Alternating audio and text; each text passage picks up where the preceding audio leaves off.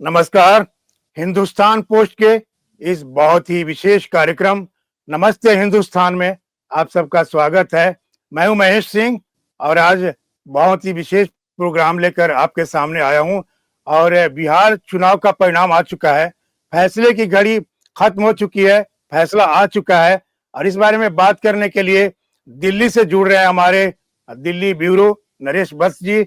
नरेश जी, बिहार में फैसला आ गया है, एनडीए को जो है राष्ट्रीय जनतांत्रिक गठबंधन को बम्पर जीत मिली है। क्या आपको उम्मीद थी कि एनडीए को इतनी बड़ी सफलता मिलेगी बिहार में? देखिए महेश जी, जैसा कि बिहार के बारे में कहा जाता है कि बिहार में जो राजनीति है वो चौक चौराहे पर, चाय की दुकान पर, पान की दुकान पर जो है वो की जाती है।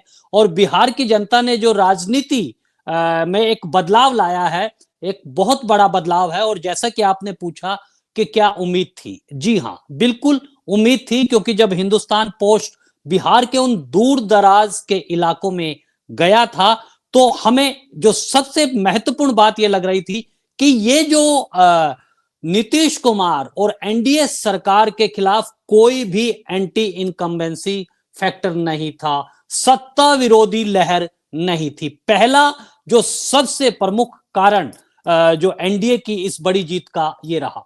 दूसरा, जो महिलाएं जो एक तरह से साइलेंट वोटर नहीं थी बल्कि डिसाइसिव वोटर थी, उन्होंने एक निर्णायक भूमिका इस बड़ी जीत में किया है।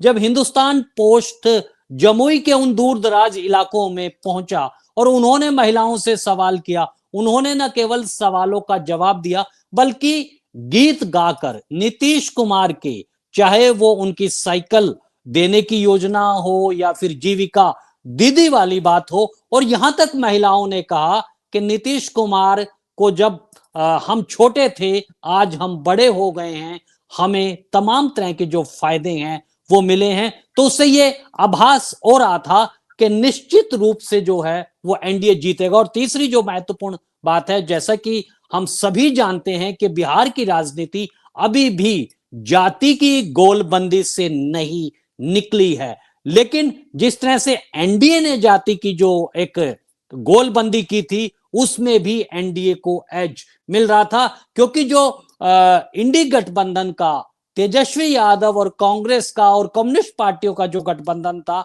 उसका जो एम वाई समीकरण था यादव मुस्लिम, उसमें से मुस्लिम भी सरक गया था।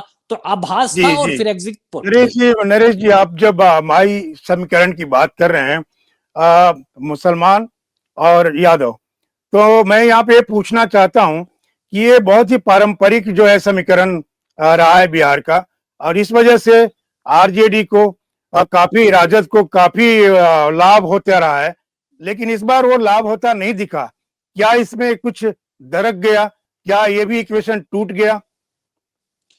देखिए, निश्चित रूप से एक सवाल पहले से ही बिहार की राजनीति में यह तैर रहा था कि जो राष्ट्रीय जनता दल है, खासकर जब से तेजस्वी यादव के हाथ में जो राजद का नेतृत्व आया है, उससे जो मुस्लिम जो मतदाता है, मुस्लिम जो लीडरशिप है, वो कहीं न कहीं सरक रही है। और इसकी एक वजह भी खास तौर पर कहें कि जो मुस्लिम नेताओं से जब हिंदुस्तान पोस्ट ने बात की, उसने एक सवाल सीधे तौर पर और बड़े स्पष्ट रूप से कहा कि देखिए, हमें जो राजद ने हमेशा बीजेपी का डर दिखाकर सत्ता पाने की कोशिश की है, और हम बीजेपी का डर दिखाते दिखाते बीजेपी लगातार 2014 से सत्ता में है। यानी कि कहीं ना कहीं मुसलमान को अब यह समझ में आ गया है कि आरजेडी जो है वो एक तरह से मुस्लिम मतदाताओं का, मुस्लिम जो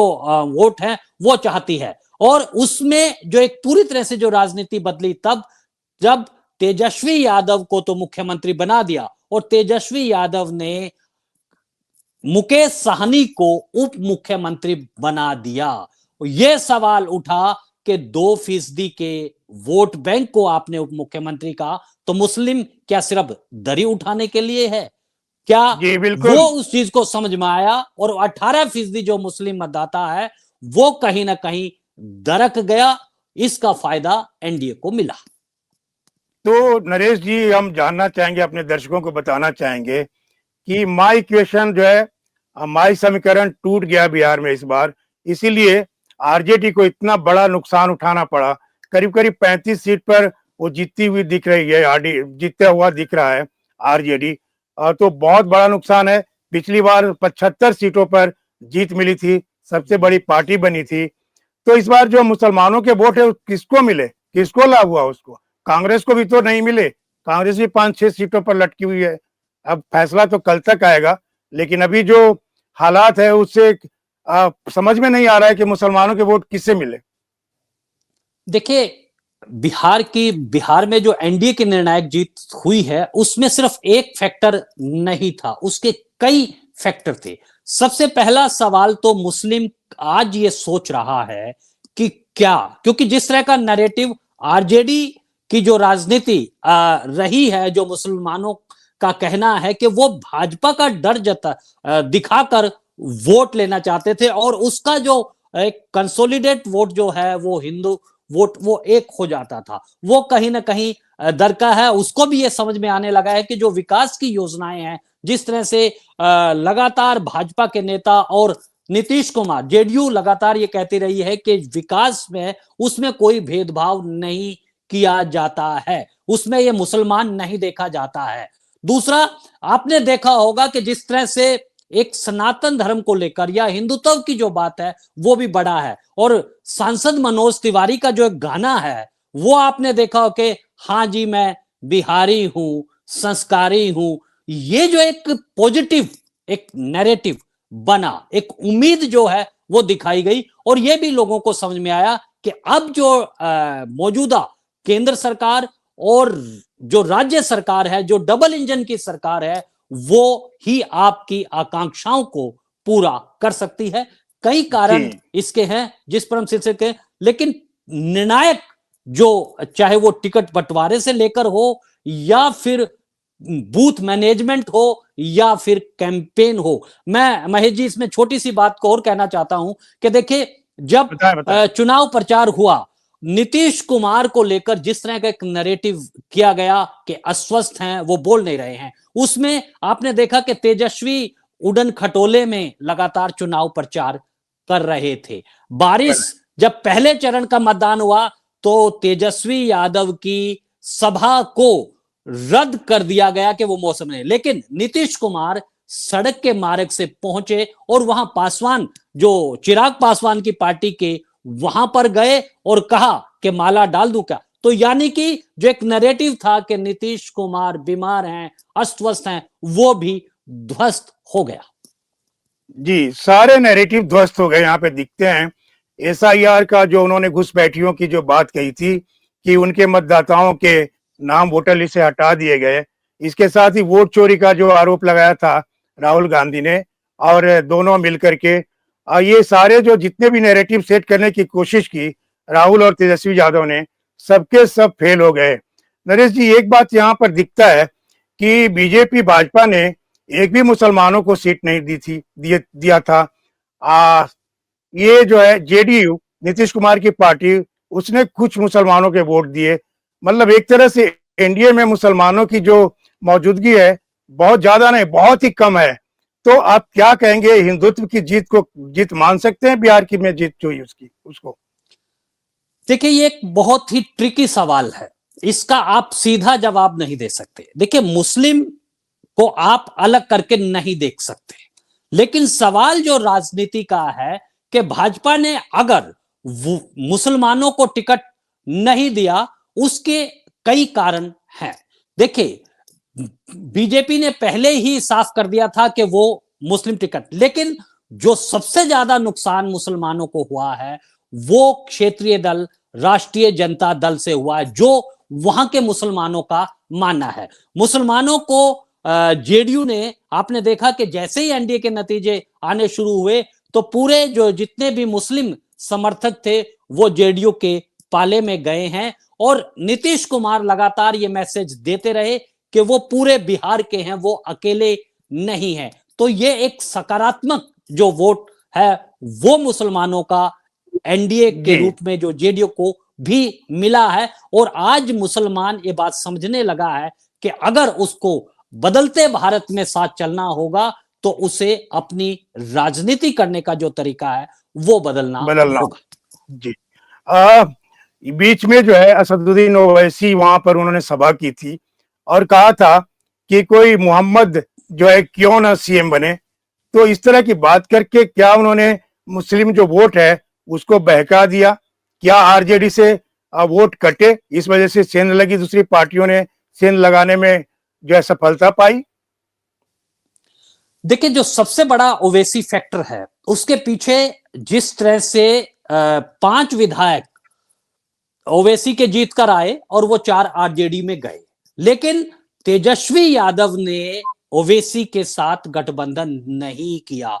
और यहां तक कहा कि जो है तेजस्वी यादव ने चुनाव प्रचार के बीच में कहा कि ओवैसी जो हैं वो चरमपंथी हैं, एक्सट्रीमिस्ट हैं। तो इसका भी कहीं ना कहीं से जो नुकसान है वो तेजस्वी यादव को हुआ, क्योंकि जो मुस्लिम पहले उसको एक आंख मूंद कर समर्थन करता था, आज वो देख रहा है, आज वो समझ रहा है कि आरजेडी के शासन में उसका कितना विकास हुआ है, कितने जो नेता हैं वो उनको नेतृत्व हुआ कि जब उप मुख्यमंत्री बनाने की बात आती है तो वो मुख्यमंत्री मुसलमान को नहीं बल्कि जो है एक मल्लाह को, जिसका वोट बैंक कम है, उसको बनाया जाता है। और मैं यहां ये भी जोड़ना चाहता हूं महेश जी, अभी अखिलेश यादव बरेली में थे आज, तो वहां पर जो एक मुस्लिम नेता ने कहा कि हम तब मानेंगे जब अखिलेश यादव मुख्यमंत्री का जो प्रत्याशी है वो किसी मुस्लिम को करे।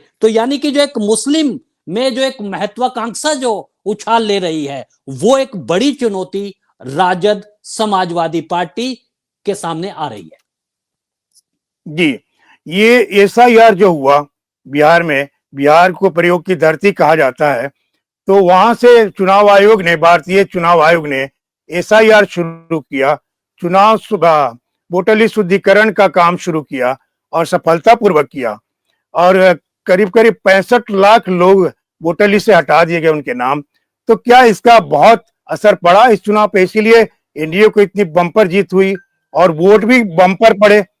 पहले फेज में 65%, दूसरे फेज में करीब करीब 67-67%। क्या कहेंगे आप? देखिए महेश जी, जो शुद्धिकरण का काम है ये कोई पहली बार नहीं हो रहा था। ये एक ऐसी प्रक्रिया है चुनावी कि जो मतदाता सूची का जो शुद्धिकरण है वो समय समय पर होता रहा है। बिहार में ये विशेष रूप से इसलिए चर्चा में आया क्योंकि जो घुसपैठियों का मुद्दा था वो भाजपा ने प्रमुखता से उठाया। और आप जैसा कि जानते हैं बिहार का जो ज्यादा मजदूर है, बिहार का जो नागरिक है, वो देश के दूसरे हिस्सों में जो है वो रोजगार के लिए जाता है।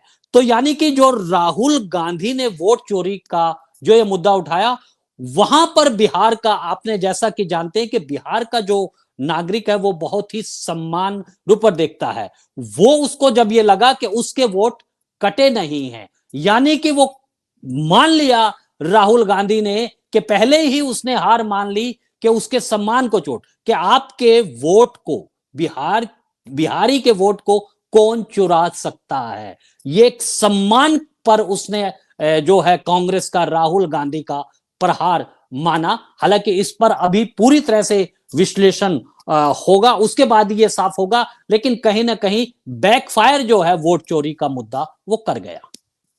जी, राहुल के मन से जब उन्होंने वोट चोरी का जो यात्रा शुरू की थी विरोध में, तो वहां पर मोदी जी जो हमारे प्रधानमंत्री हैं उनकी मां के साथ जोड़कर कुछ गालियां दी गई। क्या उसका कुछ इम्पैक्ट पड़ा होगा? देखिए, आप 2014 से ही देख रहे हैं कि ये एक तरह का नैरेटिव, हमने जो बीजेपी के दिनेश प्रताप सिंह जो मंत्री हैं रायबरेली से, उन्होंने ये बात हिंदुस्तान पोस्ट को बिल्कुल साफ तौर पर कही थी कि राहुल गांधी जितना चुनाव प्रचार करेंगे उतना फायदा एनडीए को होगा।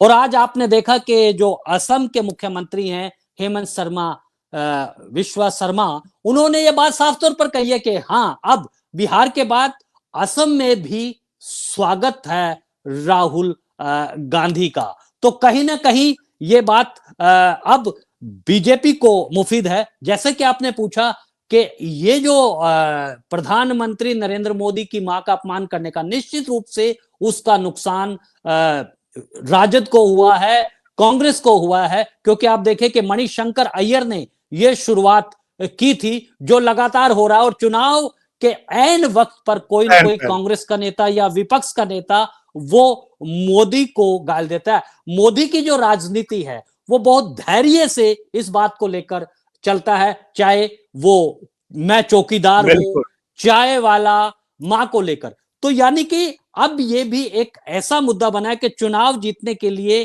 कांग्रेस भी वो बीजेपी की मदद कर रही है। जी, तो ये जो चुनाव है इसमें बीजेपी भाजपा सबसे बड़ी पार्टी बनकर उभरी है, और नीतीश कुमार की पार्टी जेडीयू भी बहुत पीछे नहीं है, और आरजेडी का और महागठबंधन का तो बहुत ही बुरा हाल हो गया है। लेकिन मैं ये जानना चाहता हूं, अपने दर्शकों को बताना चाहता हूं कि इस जो चुनाव हुआ इसमें सबसे ज्यादा लाभ किसको हुआ?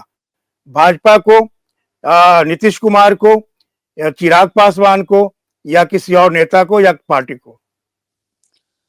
देखिए, जब आप गठबंधन धर्म की बात करते हैं तो इसमें आप किसी अकेले नीतीश कुमार को या चिराग पासवान की बात नहीं करते हैं। आप देखिएगा कि जिस तरह से टिकटों का बंटवारा हुआ, जिस तरह से सीटों का बंटवारा हुआ, जो समन्वय एनडीए गठबंधन में हुआ, उसका फायदा निश्चित रूप से एनडीए को मिला है। और यह भी आपको देखना होगा कि जो राजनीति पिछली बार जब चुनाव में नीतीश कुमार की कम सीटें होने के बाद भी भाजपा ने उसे मुख्यमंत्री का पद दिया था, यानी के लिए नीतीश भाजपा के लिए जरूरी हैं, चिराग पासवान जरूरी हैं। क्योंकि राजनीति में जो नीतीश कुमार का जो स्थायित्व है वो बहुत महत्वपूर्ण है।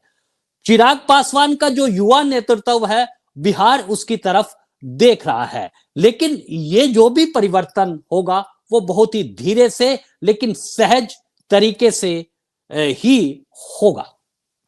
जी नरेश जी, क्या ये नीतीश कुमार बीजेपी सबसे बड़ी पार्टी बनकर उभरी है, और चिराग पासवान भी 29 सीटों पे चुनाव लड़े थे, तो उनमें करीब 20 के आसपास उनकी जीत होती हुई दिख रही है।